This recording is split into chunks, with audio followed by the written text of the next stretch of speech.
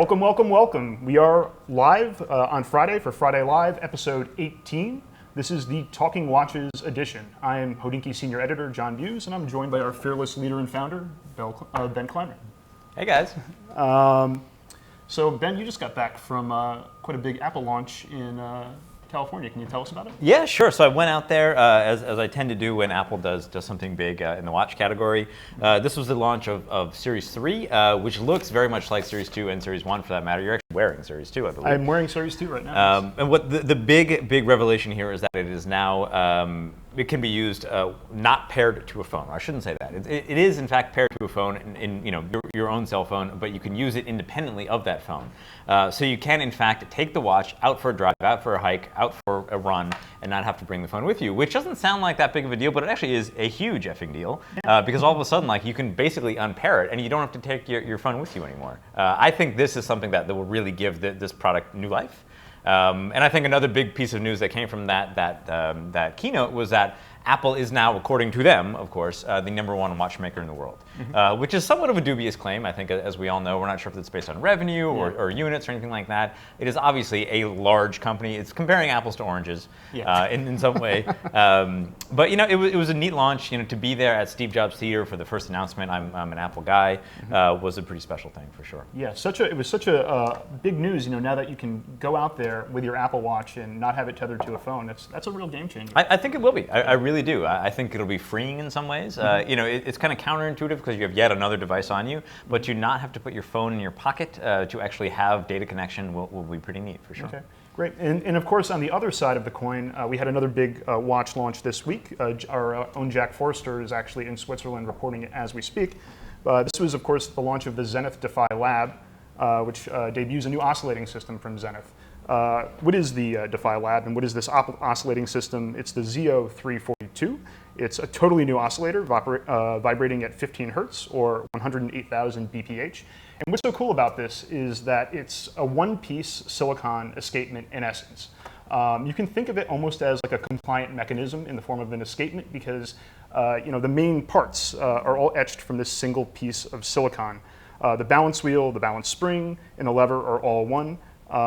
You eliminate the pivots, and so things like friction and wear and lubricants become much less of an issue. There's no conventional balance, and Zenith has done away with about 30 different movement components to make this thing. It's big, about 30 millimeters across, so about the same size as the movement that it fits in, but the amplitude is very, very small. So we're talking about 6 degrees instead of something like 300 degrees for a more conventional mechanical movement. So it helps to think of it as a movement that really that vibrates, not so much as turns or oscillates. Yeah, I think it's also neat to have this Zenith launch, which according to Biver is kind of like the next big thing, the next big step in mechanical watchmaking, the same week as we have Apple Watch, which was surely purposeful on Biver's part. He knows what he's doing. So it's kind of fun to be covering both sides of the spectrum this week. Totally. So this watch is very amagnetic. It will work in all different types of temperature situations, and there's really nothing else out like it. I guess an experimental escapement from Parmigiani, the Senfine, would be the closest that we've seen to it. Right, but with the Zenith, we're about to see this in multiple Zenith products as well as Hublot and Tag Heuer all across the group relatively soon, I'm told. You're absolutely right. So big news from both Apple and Zenith, from A to Z.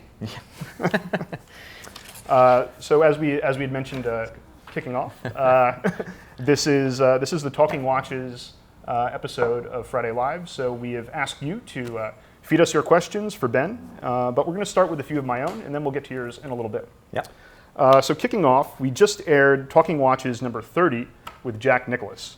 Ben, I know that you grew up playing competitive golf. Yeah. And that Jack is something of a personal hero of yours. Yeah, what was it like to talk to him? Yeah, so when you say competitive golf, I was like a D-list competitive golfer. I was in fact on the Brighton High School team. Shout out to Coach Principino if you're out there. I love golf. Growing up in the burbs, and it was one of those things where, like, growing up, Tiger was kind of more of the thing. Tiger was the guy then. But anytime somebody would mention Tiger, you can't not mention Jack Nicklaus. Totally. He was chasing Jack's record his entire career, and so to be in a room with Jack Nicklaus to talk about about not only golf, but his watch, and this watch that is so meaningful to this extremely important person in this realm, was pretty wild. And what was amazing about it was that we were in his home, and he's been in this home since 1970. Unbelievable. So we're talking close to 50 years now. And so, like, think of all the things and all the memories that Jack Nicklaus has acquired and gone through in the last 47 years. Like, we're talking a lot of stuff, multiple majors, as well as, he's been given congressional medals of honors, he's been named one of the best athletes of the century with, like, Muhammad Ali. Yeah, totally. And we were able to walk around his personal office, walk around his game room, at his home that he's been in forever, and just get to sit there and talk with this guy about anything. And so what you saw on film was, a lot about the watch and all that, but what you didn't see was afterwards we started talking about how he didn't get his master's jacket until I think the late 90s, something like that. They essentially just like they threw him a jacket that was really the wrong size, like the first time he won, and then he won 5 more times. And by the end, he was just like, I think I deserve my own jacket. I've won the fucking Masters 6 times, which was amazing. And then, he talked about how he used to wear his gold day date swimming with barracudas. Like, Jack Nicklaus is a real American. Yeah. He's a man's man. He's a hunterman, or a hunter. He's a fisherman. He literally used to go swimming, scuba diving with barracudas wearing a gold day date, the watch that we saw in the video, which is just amazing. It really was. One of the coolest things I liked about that interview was learning that Jack was just such a sportsman. Maybe I should have known this, but he was recruited to play basketball. Yep. Right? Yeah. And he did all kinds of things. He in fact played, I think, rec league basketball into his 40s. Right? Correct. So he goes out and wins the Masters, and then flies home and plays in a rec league the next night. It's insane. Who does that? Yeah. He really is. As one of his managers described him, he's just into jocks. Like, he just loves sports. He loves competition. Yeah. So we go to his home, and he has these 2 amazing grass tennis courts. 2 grass tennis courts on his property. Bonkers. And, like, first of all, this is Southern Florida. Like, how do you keep a grass court alive in Southern Florida? He does, and he's actually experimenting with the different types of grass on this court because he's Jack Nicklaus. Yeah. Designing golf courses. Designing golf courses. That's his career, actually. We were also told that actually the Williams sisters come to his house every year before Wimbledon. They live in Florida as well, and there just aren't that many grass tennis courts in Southern Florida. And they train. Wow. And so they train at Jack Nicklaus's house, which is crazy. Like, think about Venus and Serena just like hitting balls back and forth with Jack Nicklaus sitting there watching. That is and apparently so cool. He loves it, and he loves tennis as well. That's awesome. That's awesome. So that was a neat experience for sure. Great. Well, Jack Nicklaus, Friday Live, episode 30. I'm sorry, Talking Watches, episode 30. I couldn't think of a better guest. But let's get into some of the other questions and how it all started. Sure. When you first had the idea for Talking Watches, did you ever think that it would be a big thing? Who was the guest? How did it happen? Yeah, so there was, much like the site itself, there was no master plan, there was no grand idea. It was around the time that John Mayer and I started like kind of chatting and hanging out and stuff like that. And we were just like, hey, dude, like we should do a thing on your collection, thinking it would just be like, a photo report or anything like that. And then one day he texted me, he was like, hey man, I've got like a few hours to kill. I'm in New York. I've got some watches. We should do this thing. And I had just gotten back. I was literally landing from Nantucket. I was there with Panerai. And then Will, who produces all these lovely videos, and Steven were just coming back from somewhere else. I forget where. And so I texted Will. I was like, yo, man, like Mayer's around. Like, let's just do this right now. And so we called the restaurant that was Little Prince, which was just down the street from our office. And we were like, hey, like John Mayer is around to do this thing with us. Can we just use your bar? And they're like, okay, sure. That's awesome. So we did that, and we had no script, no idea what was coming. Didn't even know what watches he was bringing. And he showed up. He was like doing Letterman like later that afternoon or something like that. And we just shot it. And it was like totally unscripted, no idea what was going to happen. Will shot the whole thing himself.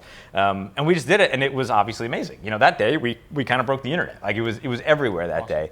And it was not premeditated. It was just something that we did. You can tell it's an early episode because I say now we're talking about watches instead of talking watches. I think I did that for the first 2 or 3 episodes. And then it got big. And around the same time, actually a week later, JJ Redick was in town. He was like, hey man, like I'd love to hang out. And it was actually the first time I had met JJ. I obviously know him now rather well. And he was just like, let's do it. And he had just signed a new contract, and he just worn his Vacheron at the press conference.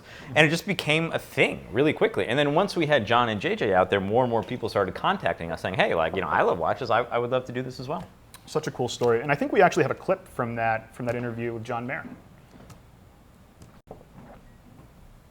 But they tell stories. I mean, that was my tour for 5-6 years. Yeah. That was me in Germany, jet lagged, tired, a broken shell of a man. Sometimes it just comes down to you and your watch. Yeah. And you go, can I please get a hotel room before the gig to sleep for 3 hours? And they dump you in a hotel room like you're in the Bourne Identity or something. And you just have this in your watch. That's really a bonding thing, This is when I go away on vacations. I have great times. I have margaritas in the pool, staring at this watch, going like, wow, this is cool. That was a really cool clip. It was a really cool clip, wasn't it? We all thoroughly enjoyed it. Okay, so one question that I have for Ben, because you have done so many of these Talking Watches episodes over the years now. 28, right? Yeah. 28 of the and 30. You've been privy to some pretty amazing collections. Yeah. Is there one out there that you're just like jealous of? Like, man, I wish I had these watches. Goldberger. Goldberger. I mean, there's nobody. So I shouldn't say that. There are people that come close. Jason Singer's was amazing. Goldberger is my, and I think many of my generation, like our watch collecting kind of hero. This guy's been doing it since the early 70s, and his taste level is just exceptional, and the pieces that he has are just amazing. And Goldberger has become a friend over the years, and just a real inspiration for many collectors, because not only does he go deep, but he goes really wide. And so he's got Breguets, he's got Longines, he's got Caps, he's got Minervas, he's got stuff that you've never even, like brands you've literally never even heard of, and many of them, and always the best examples of things.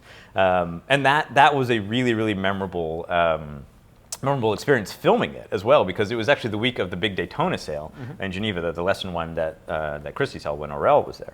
And it was also just a weird weekend, because it was my birthday weekend.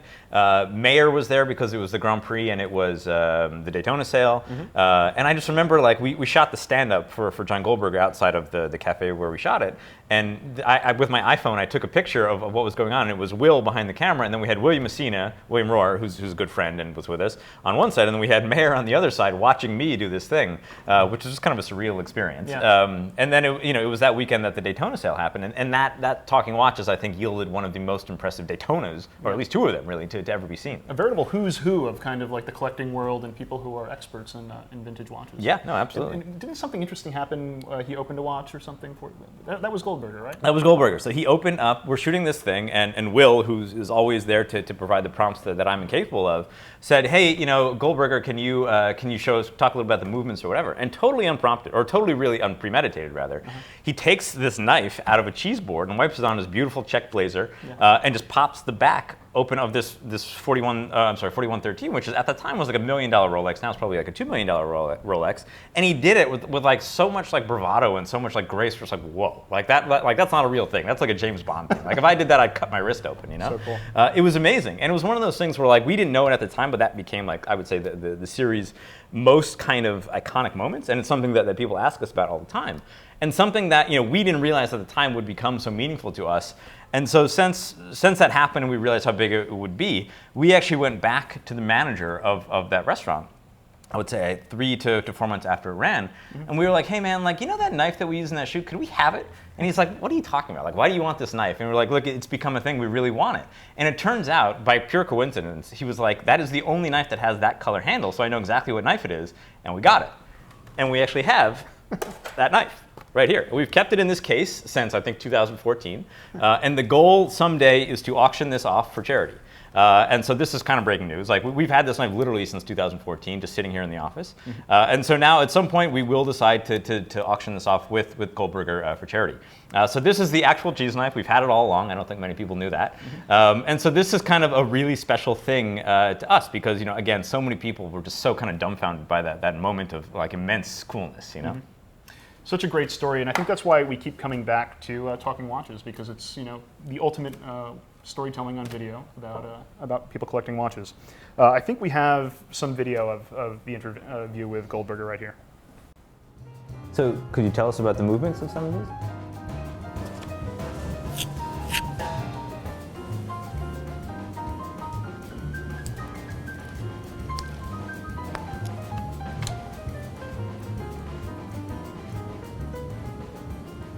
Stainless steel back with the reference. So this is a Valjoux with a 55 BBR. You see the Rolex name on it. They made 12 pieces and the known are 8. There are still 4 unknown. So they're somewhere out there. Somewhere. Another great clip from the archives. Ben, one question I've always wanted to ask you about this segment is, what is the craziest watch that ever showed up on set? Because there have been so many watches. Yeah. Does one of them stand out? Yeah, I mean, there have been so many that thinking back, like you don't really appreciate them in the moment. But there was one where I certainly did appreciate it in the moment, and again, it was Goldberger. And we're sitting there, and he kind of gave me an idea of what he was going to bring, and I knew he had the Yachtmaster prototype Daytona, which is one of three. Clapton had the other one. The other one was in the Rolex safe. That is kind of like a known watch. It's the best, but we knew about it. And he said, I'm going to bring another screw-down Daytona. I was like, okay, cool, thinking it would be an Omani dial or something like that. And he pulls it out, and it's just a black dial Daytona with this crazy like mesh-style bracelet on it. I'm like, what is this? And he goes, that's white gold. And I was like, what? Like, it was a white gold 6265, which I literally did not know existed, and I don't think anybody else knew existed at all. And he was like, yeah, it's the only one. I was like, wait, there's a white gold 6265? Which, again, to most people doesn't mean anything. But if you know Daytonas, if you know Rolex, like this is a monumentally important watch and likely piece unique. And he just owned it. And nobody knew he owned it, but of course he did. It was a German watch. And it's one of those things where with Goldberger, you just never know what's going to happen. That was probably the most interesting watch in a watch that I would like sincerely love to own at some point. I love those sleeper watches in different metals, things like that. But there's been so many. I mean, Jason Singer had some incredible watches, including new old stock stuff that he's like literally never worn. There's been so much. Paramiko had some amazing stuff. Yeah.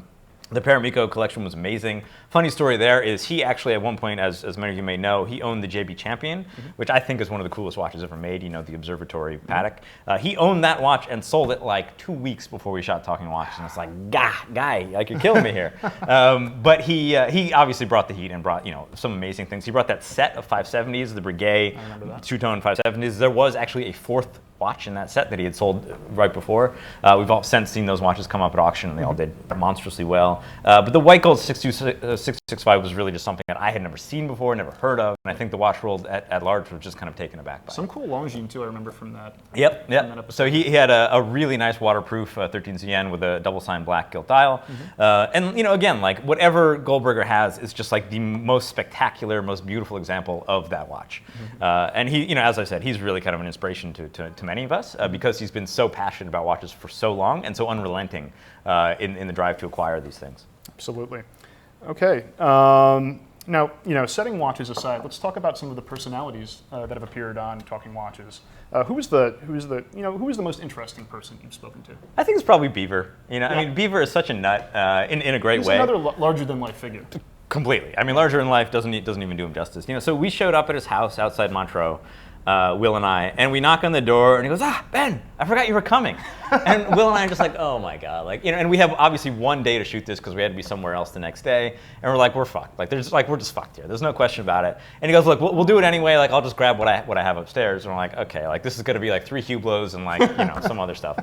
And he comes down with this tray, and on this tray is rose gold $24.99, second series $24.99. 1579 platinum, 3448 platinum, celestial only watch that he bought for his son, just like wild stuff, stuff that you don't see anywhere. A lot of these are like 1 of 2, 1 of 3.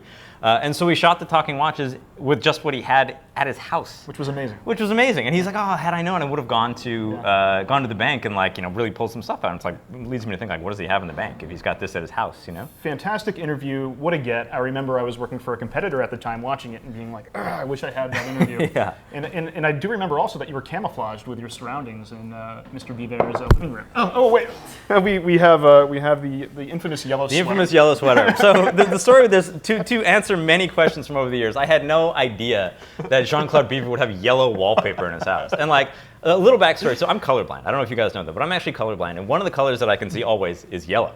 So yellow growing up was my favorite color, thus the yellow sweater and yellow appearing elsewhere around my life.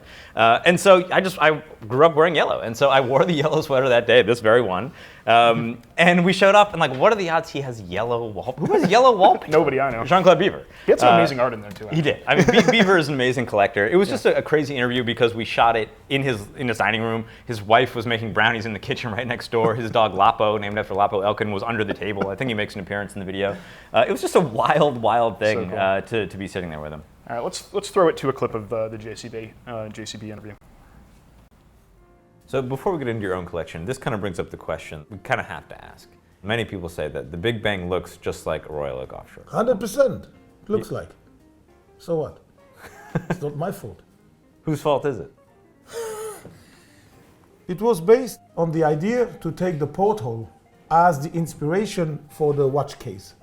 It was delivered and was only available with a bracelet from 1972 to 2000. And it was mechanical, automatic, fantastic yellow cool movement.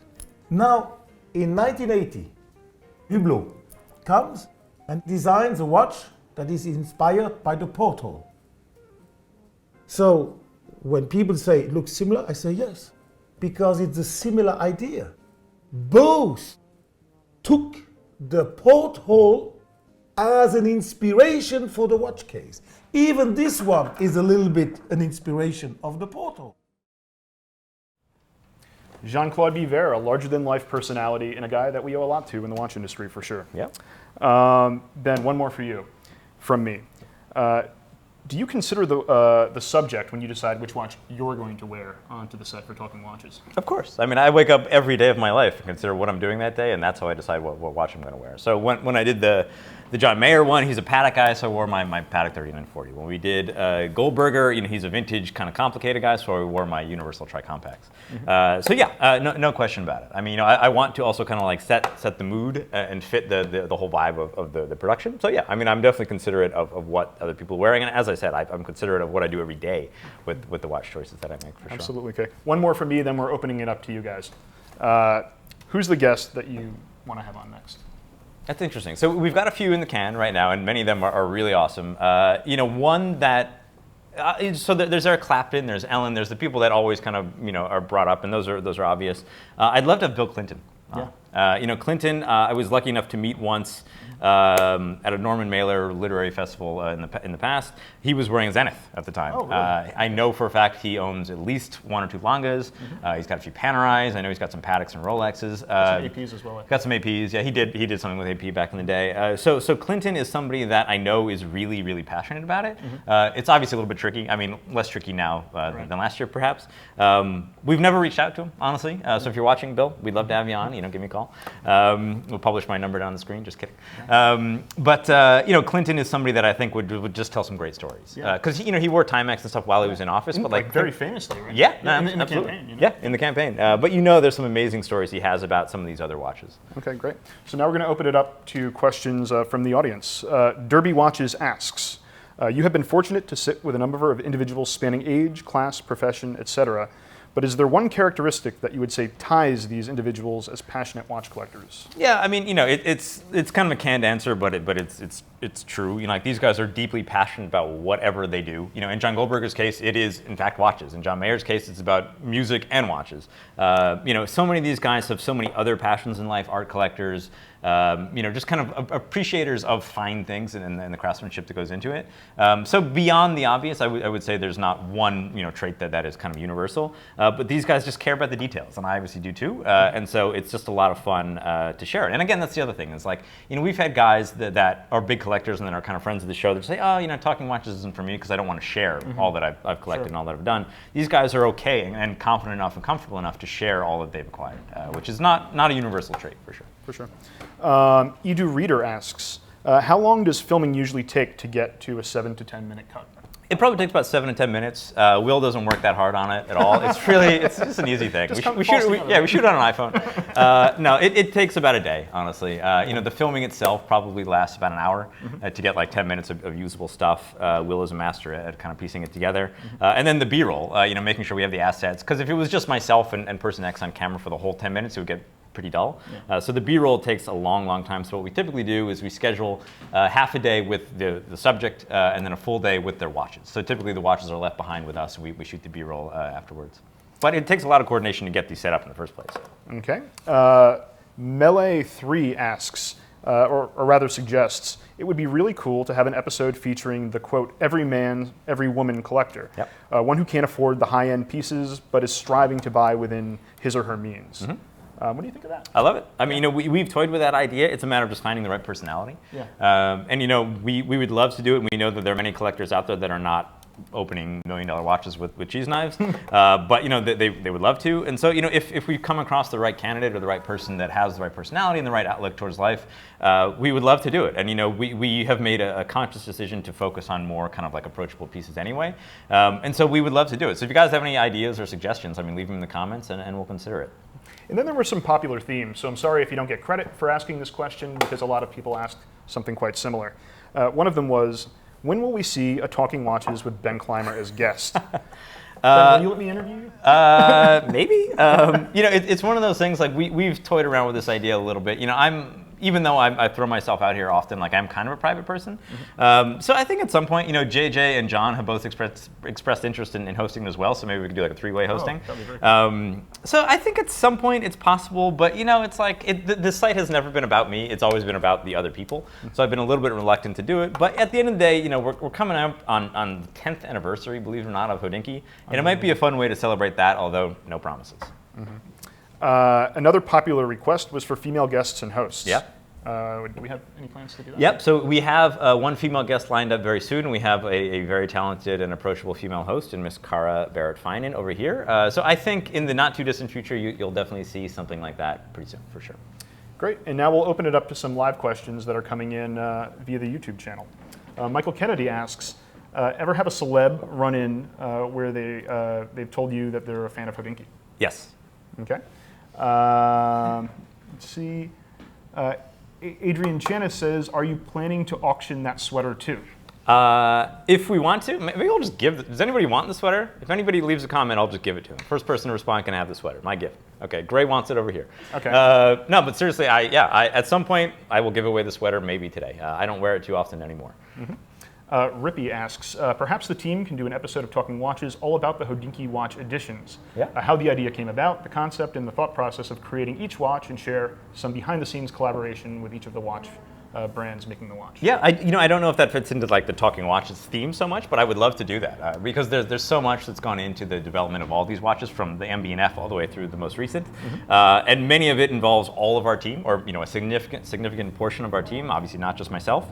So I'd love to give the backstory on this. Louis Westphalen did a great interview recently with a Hoyer blog about how we developed the Hoyer Skipper. That was a real team effort. And so if you kind of Google that, I think we linked to it on our Facebook page as well. You'll see that one. But if you're curious about more, I mean, maybe we'll do that in the not too distant future as well. Great. Another question, I don't see who asked it, but it says, what is the most underrated or overlooked collector or collection from the series, in your opinion? That's interesting. There's been some good sleepers. I would say Roni Madbani was a really good one. I mean, that is a genuinely tight collection. That guy has a theme. He sticks to it. He's relentless. He's been doing it for 20-some years. That was a really underrated, really special, thoughtful collection, one of my favorites. Eric Singer, drummer from Kiss, was a really neat collection because he's just a watch guy. In many ways, he's maybe one of the more relatable folks that we've had on the site. And we've now since seen him at other, he comes to Basel World, we see him there, he's all over the place. JJ's was tight, Kevin Rose's was tight, of course, and that led to obviously, him coming on board with us. That was a fun one. Who else?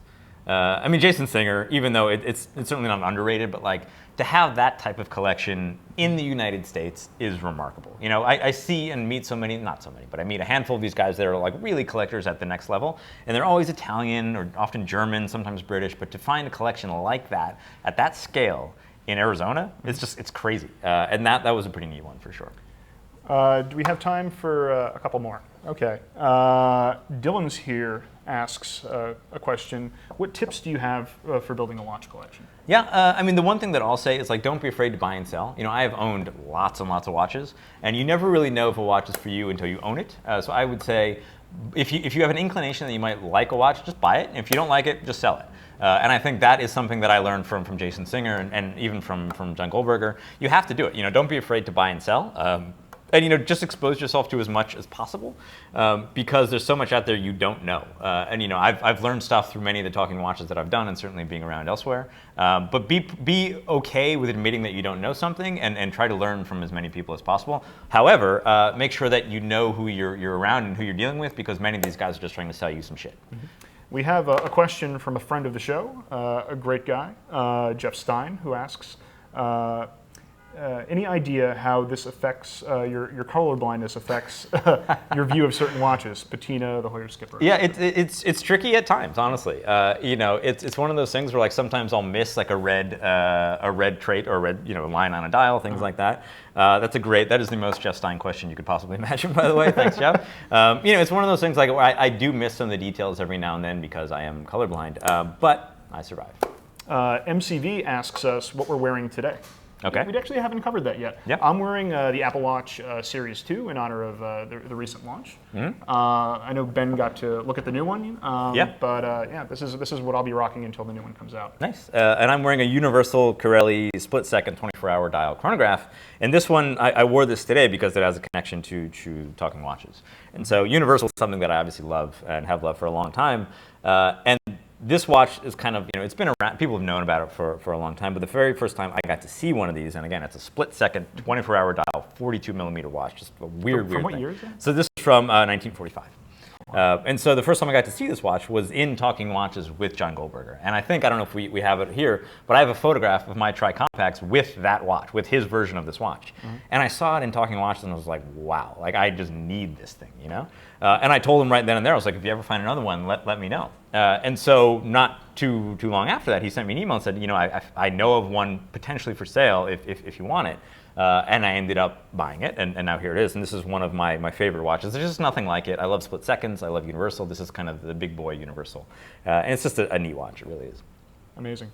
Ali Castillo asks, who would you want to do a repeat episode of Talking Watches with to see how their collection has changed? So, little Easter egg here. So we have episode 2 of somebody coming up very soon. And that episode was in fact hosted by this guy right here. So that's coming soon, like tomorrow will, right? Yeah. Okay, this afternoon. Yeah. I still have to write the post. Just kidding. It's coming sometime probably next month. So that will be episode 2 of somebody. There's a few guys that are really close to Hodinkee, like John and stuff like that, which I think we'll probably revisit. And I think it'd be fun. And I think Jason Singer has some new stuff. So I think it'd be fun to do version 2 of some of these guys. Obviously not all, but there's still so many people that we want to get in touch with to do episode 1 for. Yeah. Episode 2, I will say, is a good one. The subject brought the heat in terms of watches, no doubt about it. Okay, so do we have time for any more here? One more. Okay, we have time for one more. And we have Swing1 Shin who asks, so where's Kara?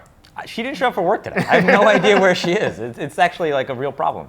No, just kidding. She's sitting right there. She was the one that actually just threw the sweater. It was her strong at me. arm who threw the... Yeah, that's Kara. So Kara is here. She'll be back, I think, sometime, maybe next week. Are you on next week? Okay, she'll be on next week. Cool. So fear not, Kara and her new haircut will be here next week. All right, so that's it. Ladies and gentlemen, boys and girls, that's a wrap for Friday Live, episode 18. We wish you all a great weekend. Signing off.